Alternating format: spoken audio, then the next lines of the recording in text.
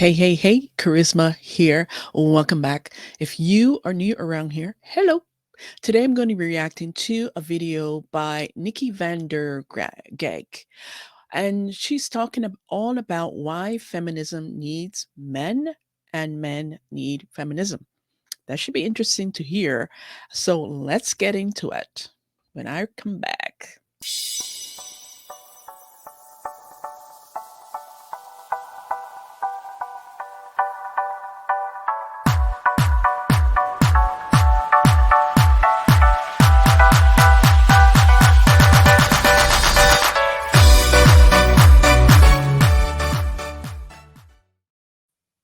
Let's go.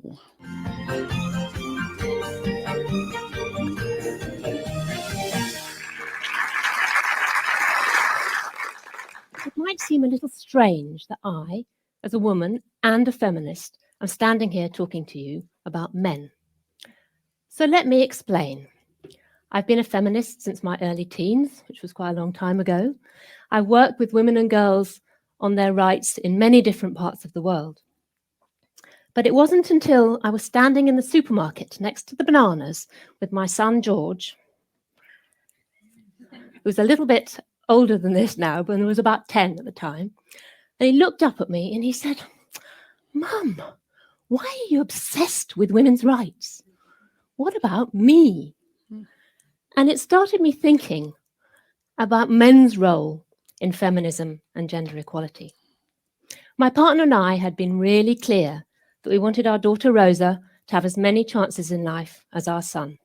I had seen too many girls in different parts of the world who were denied those chances. I knew that, for example, one woman in three faces violence from an intimate partner, usually a man. And that hasn't changed since I was a young woman. I also knew that only 22% of parliamentarians globally are women. And even in the UK, the gender pay gap is 19%. I could go on, lots more statistics about the inequalities between men and women. But it did start me thinking, my son's question did start me thinking, well, do men have a role in this? I'd always seen men as part of the problem, but could they possibly also be part of the solution? And herein lies the problem, where most feminists see men as the problem. But let's hear what she has to say. So when I was visiting girls in Pakistan and other countries, I started watching the boys. And I remember very clearly being in South Africa, for example, and being in a health clinic, talking to girls about reproductive rights. And outside, I could see these little heads bobbing up and down as the boys looked in to see what was going on. Why couldn't we be involved as well? Asking the same question as my son. What about me? So I started talking to the men when I'd gone out to visit the women. I met Cristobal in the Dominican Republic, who'd come together as part of a group of men who were concerned about rising violence against women in their community. That violence had often happened because the women had gone abroad to work, and when they came back, the men didn't have a role, they didn't know what to do. He said his own father had been violent towards his mother. He didn't want that to continue for the next generation. Or Stephen, who's part of our campaign that I've been involved in called Men Care, which is about getting men more involved in the home. Stephen's from Sri Lanka. You see him here with his 2 children. His wife also went to work abroad, and he wanted to look after the children, despite the women in the family saying, "You don't know what to do, you'd be hopeless, you don't know how to do anything." And he didn't at first. He didn't know what to do about taking them to school, what they wore, what they ate, what happened when they were ill. This is him in a hospital. But actually, by the time his wife came back, he was quite clear that he wanted to share responsibilities with her. And he said, if there's one thing that money can't buy, that is the love of a child. I talked to many, many more men as well as women in the course of researching my book on feminism and men. And I have become increasingly convinced that we need to involve men in a number of different ways in work on gender equality and women's rights. So what are those ways? I'm just going to give you a few examples. I think the first thing to say is that it's really important that we don't forget that we're working with women and girls as well. There's a possibility of taking resources, taking time, of men doing the mansplaining thing and women getting left out. We really need to keep the focus on women and girls in this work. So to work with women and girls, to work with men and boys, and to work with them together. The second thing is that we need to start really early. When boys are very young, when girls are very young. And there are some great programs out there that are already doing this. For example, here in the UK, there's a program called Great Men Value Women, which goes into schools and talks to young men about what's it like to be a man? How do you feel about girls? What do you feel about the influence in your society? And there are other programs around the world like that. For example, Coaching Boys into Men in India, which does the same thing, but through sport, through cricket, in fact. I think the next thing that we need to think about is getting men to clean the toilets. There is no country in the world where women and men do an equal amount of unpaid work in the home, whether that's childcare or domestic work. And if we could change that, it would not only be good for men and women, it would also mean a revolution in our workplace as well as in our home. So we started to explore, as part of research for the first ever State of the World's Fathers that I've been involved in, what that would mean. And actually we found that fatherhood is the one point in a man's life where change is really possible, because he's thinking about himself as a father, what his father was like, what his children might be like. And again, there are some wonderful projects around that too. So in Rwanda, there's a project with an organization called Ramwek, which works with men before their fathers. And the women in the community have made these wonderful daddy dolls so that the men can practice changing nappies and dropping the babies when they're not actually real babies, and working out how it all works. So that's a fantastic project, and many others like it.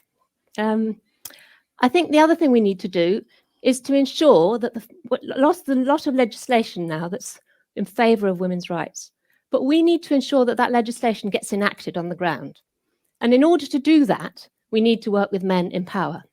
That might be presidents and CEOs, but it might also be imams, faith leaders, community leaders. And again, there are some programs doing exactly that kind of thing. I think finally, we need to persuade men that this is good for them too, because men are not going to change unless they also see that they benefit.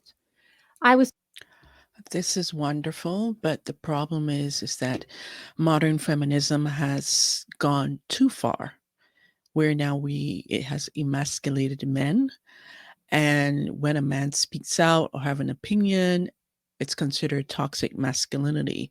Now, this talk here by Nikki, she has some valid points, but my concern is that the swinging of the pendulum has gone so far that no one, especially feminists that has a voice, are really understanding how it's hurting men, on all fronts. It's great that we as women, we have more rights, we're more opportunities and so on, and more equality in some things, but it can't be that we've come this far to fight for equality and now we're hurting men in order to achieve that. And what is the point? Because we do need men. And when men and women come together, the world is a better place. So let's hear her final thoughts and we'll wrap this up. I was talking to a young man called Luis in Dominican Republic who said to me, "Gender equality makes me happy."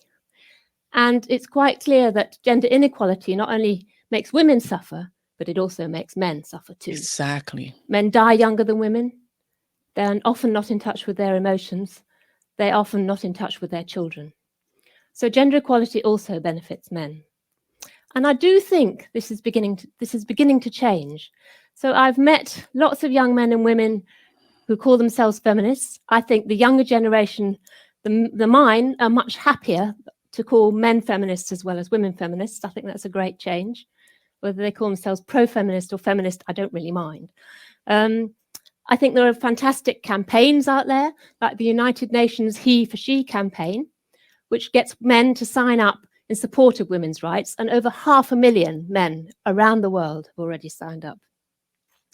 I was in Delhi last November with 1,200 people from 700 organizations in 92 countries. And what were they talking about? They were talking about men and gender equality. They were talking about how to build a better society by involving men and boys. It was a fantastic conference. TED is about changing the world. And I'm clear about one thing. We women have changed the world beyond our grandmother's wildest dreams. But there's such a long way to go still. And I don't want my son's question, why me, to remain hanging for the next generation of boys and girls. So I'd like men to stand up to other men. I'd like them to say, enough. Enough violence against women. Enough sexism. Enough discrimination. Enough of men holding all the power. Enough of women and girls as second-class citizens. Thank you very much. Wonderful. Now, as I said, she's made some interesting points. But what I really want to hear more and more feminists talk about and actually come to this understanding is that this modern feminism has really hurt men. And if you're going to talk about feminism and wanting men to be on board, let's truly give them the the voice that they need to, because right now a lot of them are shut down because of this toxic masculinity, and there's a lot of violence to men that nobody is talking about because men don't really share the violence that they experience. Now, don't get me wrong, centuries upon centuries there has been enormous violence towards women. We know that, and it's still prevalent in today's society. But at the same time, there is a percentage of men, whether it's a small percentage of men, who are also experiencing violence at the hands of women, but they don't want to talk about it or are afraid to talk about it for how society would view them and what society would say if they will be taken seriously.